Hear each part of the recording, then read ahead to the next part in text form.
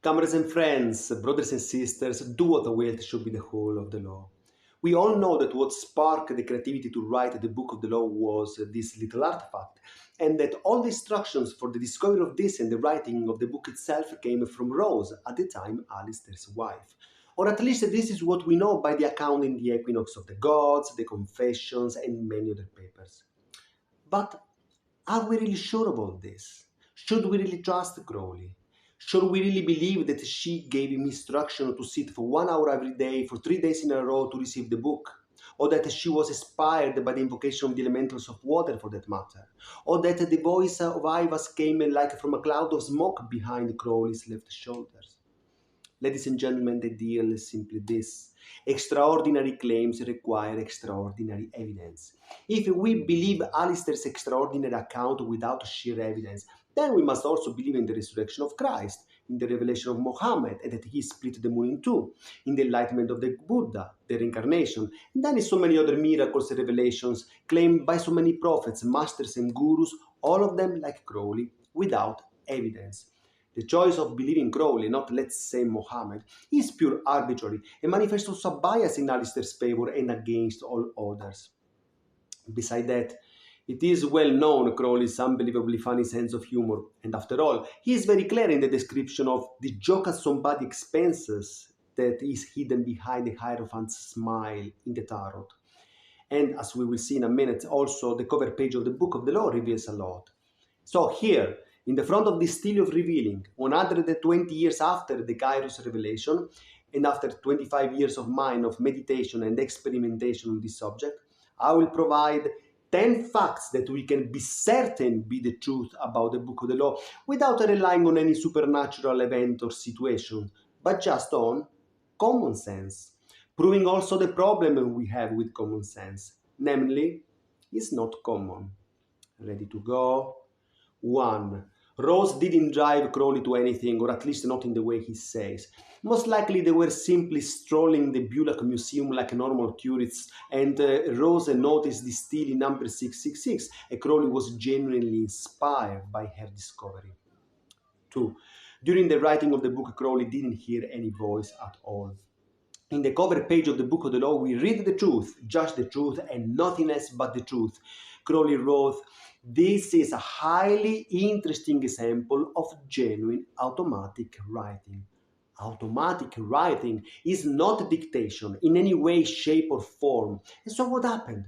Did he wake up one day and say, oh, you know what, in actual fact, it wasn't automatic writing, it was a voice? Now I remember. And also, how a person in his right mind hear anything that dictate for 3 days in a row something, and then put aside the book with relief, like he said, and then what? Even losing it for 5 years? Everybody of us would be absolutely terrified by such experience. And so there is no way that anybody could approach the creation of the book in such a dismissive way, even losing it. But also the book itself reveals a variety of hints that show that it wasn't a dictation. For example, at page 6, there are the crossed out sentences. The unfragmentary, non-atomic fact of my universality. And then, write this in whiter words, but go on.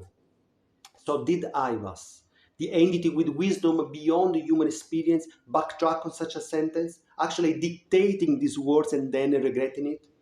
Just at this single point we have all the evidence we need, but also the timing of the writing. In Genesis Librial, Crowley said, I was pushed hard to keep the pace. I was hurried throughout. The manuscript shows it clearly enough. But to dictate one full chapter in an hour, the dictation would take place at very slow pace. So he hurried it. True, we can see that in the manuscript. But because the whole thing was on the flow, it certainly took much less than 3 hours to be written.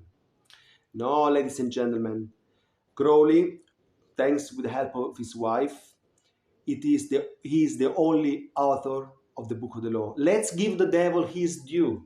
Crowley was a genius. 3. The real spark, the real thing that sparked the creativity to write the Book of the Law was the uninterrupted sexual debauch, like Crowley said, he and Rose experienced together in honeymoon in Cairo. Crowley never ever wrote anything like that in his life, never again. The conditions at the time were unique.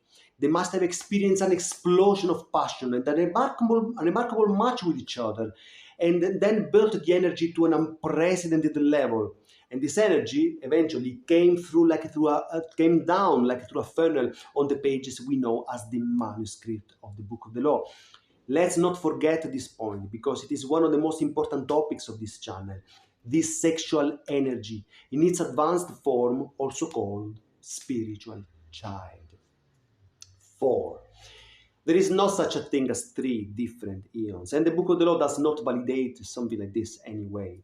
For example, the absurd proposition by which in the matriarchal Aeon we were living in harmony with nature is completely misleading of what was happening in human history during those couple of millennia, thousands of years ago. The theory of the Aeon is historically irrelevant, and like many other things related to the Book of the Law, is just dead weight. It's just other people filters a lens between us and the Book of the Law, and they must be discarded to get closer to the book. 5. Same thing for the true will philosophy, the AA, the guardian angel, the O.T.O, and all the other Thelemic orders for that matter. All these, like the Aeon theory, are extraneous to the Book of the Law, and in actual fact they distance us from it, especially the true will philosophy. Watch my other video on this topic. 6.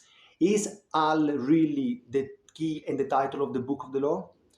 Does really the word Al provide you any further clarification about any verses of the book? How Al help you? It doesn't. It adds another filter, another veil, another element that complicates furthermore. The key of the book cannot be in a word as we intended, because any written or oral word can't provide any clarification of its complexity. The real key of the Book of the Law is and will always be yourself. 7. The comment is not the short one we all know at the end of the 3rd chapter. This comment is what tremendously slows us down about any study, interpretation, and discussion about the book, and also creates the huge, dangerous filter of the prophet Crowley, like the only bridge to reach the book, exactly like Muhammad or Jesus is the only way to reach God. It is worth to mention that the book expressively says not to change as much as the style of a letter, and that the sign Ankh-af-na-khonsu of the comment does not match the spelling of the name we are supposed to find. But also, the time, it is a factor, the time and the conditions when this comment is being written. 20 years after the Kairos revelation, when Crowley, evicted from Italy, was with Leah in Tunis in dire straits. Meanwhile, he was constantly receiving Norman's complaints about the inefficiency, Alistair's inefficiency about following the orders of the Book of the Law. And by the way, Norman was right in many ways. So he wrote that comment also to shut Norman up. So nothing of the situation was comparable with the glory and inspiration during the writing of the Book of the Law 20 years earlier. But also, more than anything, the comment is not just part of the manuscript. We will come back to it, but for a moment, let me say that as you are the key of the book, practicing the law in your daily life will provide the comment itself. 8.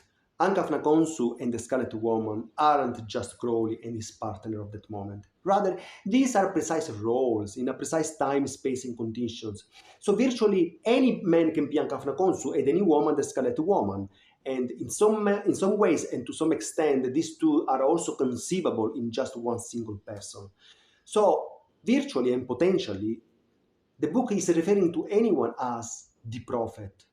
Hence why you yourself will provide the comment with your own life and wit. 9. We do not serve the Book of the Law like other religious people serve their own book. It is the other way around. It is the Book of the Law that is serving us in the most literal way. Let me repeat it. It is the Book of the Law that is serving us. So open it again. You are the key. 10. Last but definitely not least, who really cares about how the Book of the Law came out? We don't need to know that story. We don't need to know how, let's say, Salvador Dali came across the temptation of Saint Anthony. It is the work itself the proof. We do understand that for Crowley's time and place, the revelation story was relevant and necessary.